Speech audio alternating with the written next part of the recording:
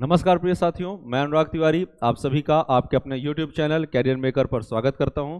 तो आइए आज की सुबह की क्लास में फिर हम प्रस्तुत हुए हैं। तो शुरू करते हैं करंट अफेयर की बात चाय के साथ।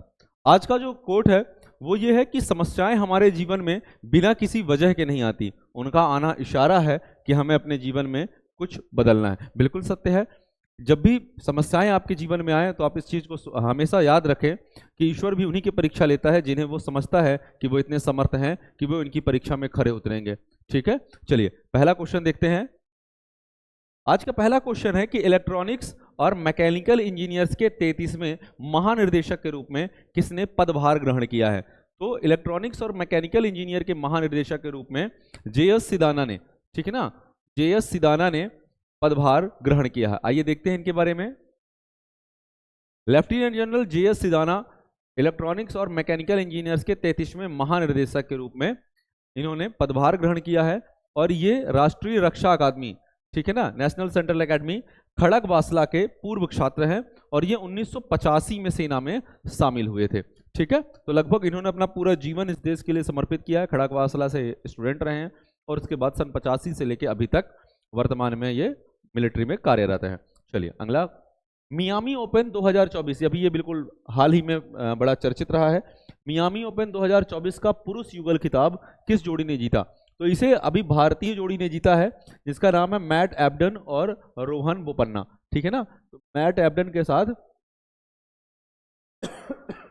रोहन बोपन्ना ने इसे जीता है, ये आपको याद रखना है। देखें इसके बारे में।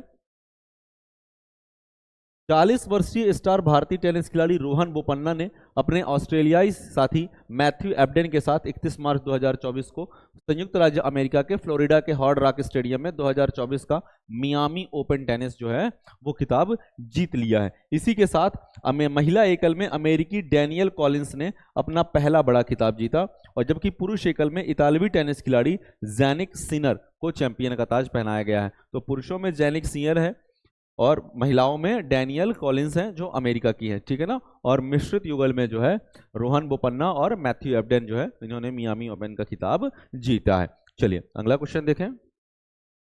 कांगो की पहली महिला प्रधानमंत्री के रूप में किसे नियुक्त किया गया है। तो जूडिथ सुवा, ये जो है अभी इनको हाल ही में प्रधानमंत्री जो है वो बनाया गया है और अभी इस देश के रवांडा, इनके देश के बगल में है रवांडा देश, तो रवांडा देश के साथ अभी जो है वो ताल्लुकात खराब हुए हैं।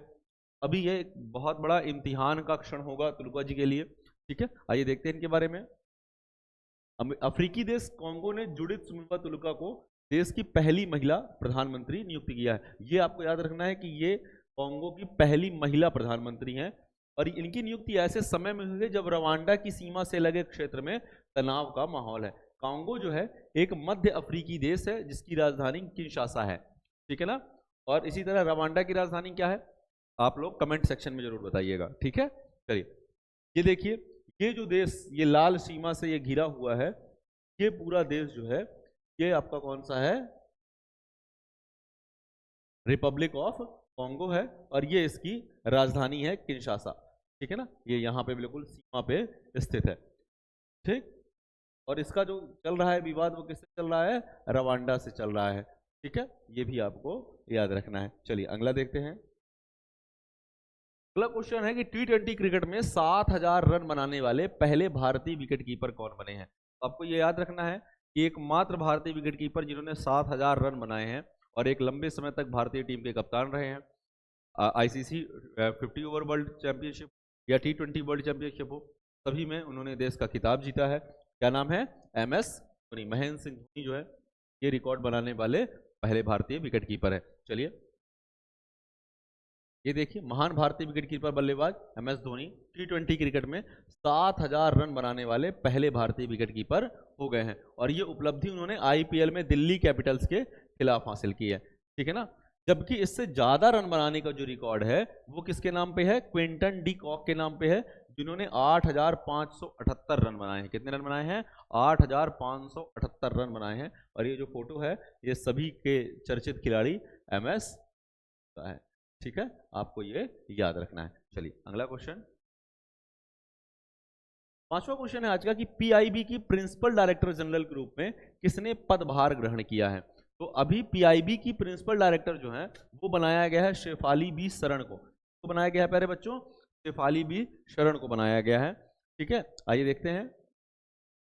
पत्र सूचना कार्यालय पीआईबी की प्रिंसिपल डायरेक्टर जनरल के रूप में शेफाली बी शरण ने पदभार ग्रहण किया है और ये भारतीय सूचना सेवा की 1990 बैच की अधिकारी हैं। ठीक है, अगला क्वेश्चन है कि फिक्की लेडीज ऑर्गेनाइजेशन की राष्ट्रीय अध्यक्ष के रूप में किसने पदभार ग्रहण किया है। तो FICCI ladies organisation, FICCI LO की राष्ट्रीय अध्यक्ष जो बनी है वो बनी है जॉयश्री दास वर्मा। क्या नाम है इनका? जॉयश्री दास वर्मा। ठीक है, आइए देखते हैं इनके बारे में। जॉयश्री दास वर्मा जो है उद्योग मंडल फिक्की महिला संगठन FLO के 41वें राष्ट्रीय अध्यक्ष के रूप में इन्होंने पदभार संभाला है। और FLO जो है वो दक्षिणी पूर्व एशिया का सबसे पुराना महिला केंद्रित कारोबारी संगठन है। ठीक है, ये आपको याद रखना है। आइए देखते हैं इनकी तस्वीर में। ये देखिए, ये जो फोटो है ये किनका है? जयश्री वर्मा का है।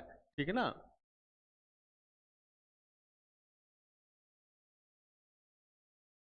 और इन्हें वर्ष 2024-25 के लिए सामूहिक नजरिया सहयोगात्मक कार्यवाही के तहत हम एक मजबूत समावेशी समुदाय बनाने के लिए प्रयास करेंगे, ऐसा इन्होंने अपने 41वें राष्ट्रीय अध्यक्ष उद्बोधन के कार्यक्रम में कहा भी है। ठीक है, चलिए अगला क्वेश्चन। हाल ही में खबरों में रही कम्बुम घाटी किस राज्य में स्थित है? कम्बुम का तमिल अर्थ होता है अंगूर, द्राक्ष। क्या होता है? द्राक्ष। ठीक है, ये कम्बुम घाटी जो है वो किस राज्य में है? तमिल में है। ठीक है, आइए इसके बारे में देखते हैं। कम्बुम घाटी इसे दक्षिण भारत के अंगूर शहर के रूप में जाना जाता है। पन्नीर थैचाई अंगूर के लिए जाना जाता है। एक विशेष किस्म है पन्नीर थैचाई। ठीक है ना, जिसमें भारत का 85% अंगूर जो है वो उत्पादित होता है। और इसे 1832 में एक फ्रांसीसी पुजारी द्वारा जो है वो पेश किया गया था। 2023 में इसे भौगोलिक संकेत अर्थात GI टैग भी दे दिया गया है। GI टैग दे दिया गया है। कम्बम वैली के जो अंगूर हैं इनका उपयोग वाइन, स्प्रिट और बहुत कुछ के लिए किया जाता है। तमिलनाडु के पश्चिमी घाट में इसका स्थान इसके आकर्षण को बढ़ाता है। ठीक है, तो कम्बुम घाटी कहाँ पे है? दक्षिण भारत में है, तमिल में है। और वहां पे एक विशेष किस्म के अंगूर का उत्पादन होता है, कहते हैं पनीर थैचाई, तो भारत के लगभग 85% अंगूरों का उत्पादन करता है। और इससे 2023 में इसे GI टैग दिया गया था। और इसके अंगूर का उपयोग वाइन, स्प्रिट और भी बहुत कुछ बनाने के लिए किया जाता है। चलिए अगला क्वेश्चन। अगला क्वेश्चन है गगन शक्ति 2024 अभ्यास हाल ही में भारतीय वायुसेना द्वारा किस स्थान पर किया गया है? तो गगन शक्ति जो है वो अभी एक स्वदेशी सैन्य अभ्यास हुआ है जिसमें भारतीय थल सेना, जल सेना और वायुसेना तीनों ने अपना वो किया। तो गगन शक्ति अभ्यास जो है अभी कहाँ हाल ही में किया गया था? राजस्थान के पोखरण में किया गया है, जिसमें प्रधानमंत्री नरेंद्र मोदी जी स्वयं गए थे और उन्होंने वहां इस परीक्षण को होते हुए देखा है। ठीक है, चलिए अगला। ये देखिए वही चीज लिखी है और ये कहाँ पे हुआ है? 1 अप्रैल 2024 को पोखरण में ये शुरू हुआ है। हाल ही में किस संस्थान ने अंतरराष्ट्रीय शतरंज महासंघ, इंटरनेशनल चेस फेडरेशन, ठीक है ना, लेकिन जब आप इसको पढ़ते हैं तो ये उल्टा लिखा हुआ है क्योंकि ये लैटिन पे है, ठीक है ना, शतरंज टूर्नामेंट की मेजबानी की है। तो इसे जो किया है वो किया किसने किया है? IIT मद्रास ने किया है। ठीक है ना, अंतरराष्ट्रीय शतरंज महासंघ की जो मेजबानी है वो किसने की है?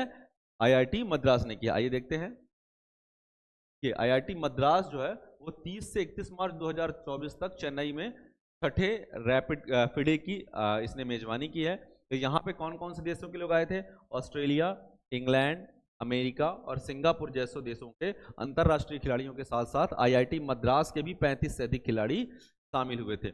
आपको ये याद रखना है कि यहाँ पे 6 ग्रैंड मास्टर, 16 अंतरराष्ट्रीय मास्टर, 3 महिला ग्रैंड मास्टर और 1 महिला अंतरराष्ट्रीय मास्टर भी शामिल है। ठीक है, ये एक बहुत बड़ी चीज है। चलिए अगला क्वेश्चन। हाल ही में समाचारों में उल्लिखित स्टार गेट क्या है? स्टार गेट क्या है? एक AI बेस्ड सुपर कंप्यूटर है। क्या है? AI बेस्ड सुपर कंप्यूटर है, AI आधारित सुपर कंप्यूटर है। ठीक है ना, AI बेस्ड सुपर कंप्यूटर है। तो ये एक AI बेस्ड सुपर कंप्यूटर है और इसे किन लोगों ने बनाया है वो आपको बताते हैं। वो 2 लोगों ने बनाया है, माइक्रोसॉफ्ट और ओपन एआई, ठीक है ना, इन्होंने संयुक्त रूप से एक एआई सुपर कंप्यूटर स्टारगेट बनाने के लिए $100 बिलियन की परियोजना पे काम कर रहे हैं। और ये कब तक में लॉन्च होगा? 2028 में ये लॉन्च के लिए निर्धारित है। ठीक है, इसका जो लक्ष्य है वो मौजूदा डेटा केंद्रों की क्षमताओं को 100 गुना से अधिक करना है। ठीक है ना, ये 5 चरण में है और 5वें चरण के रूप में स्टारगेट के साथ साथ एक छोटे चौथे चरण का सुपर कंप्यूटर 2026 में भी जारी कर दिया जाएगा। ठीक है, ये आपको याद रखना है। तो ये माइक्रोसॉफ्ट और ओपन एआई का एक संयुक्त उपक्रम है। चलिए अगला, ये पिछला जो क्वेश्चन पूछा गया था, आप में से शायद एक बच्चे ने इसका सही आंसर दिया है। ठीक है ना, जिसका आंसर क्या है कि माइक्रोसॉफ्ट ने विंडोज और सरफेस दोनों का नया प्रमुख किसे किया है, तो इसका आंसर है पवन दाबुलरी। ठीक है ना, पवन दाबुलरी। आज का जो क्वेश्चन है वो देख लीजिए। आज का क्वेश्चन है कि हाल ही में किस संगठन ने कोरोना वायरस के लिए नया नेटवर्क कोविनेट लॉन्च किया है। इसका आंसर आपको अपने यूट्यूब में आकर देना है और कमेंट सेक्शन में, और कमेंट सेक्शन में देने के बाद जो भी लोग सही कहेंगे उनको यहाँ से अप्रिशिएशन दिया जाएगा। ठीक है, तो आज की क्लास यहीं तक थी। आपको हमारी क्लास कैसी लगती है इसको अपने कमेंट सेक्शन में ज़रूर बताएं, और अपने दोस्तों के साथ हमारे इस चैनल को, हमारे इस वीडियो को अधिक से अधिक लाइक, शेयर और सब्सक्राइब जरूर करें। धन्यवाद।